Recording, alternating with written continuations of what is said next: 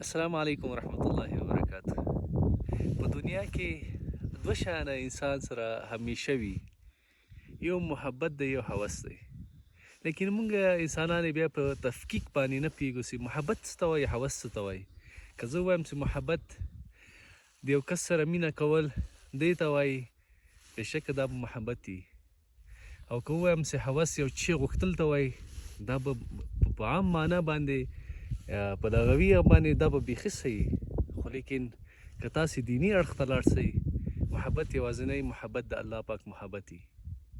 د الله پاک سره محبت او هغه چا سره محبت چې هغه د الله پاک سره محبت ساتي او د الله پاک محبوب وي یا الله پاک ته ګران وي، د ده سره محبت ساتل دغه رښتیا محبت دی.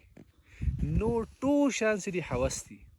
که ته چېرته د چا د ښایست محبوب سي، نو دا د تا هوس ده، دا محبت نه ده.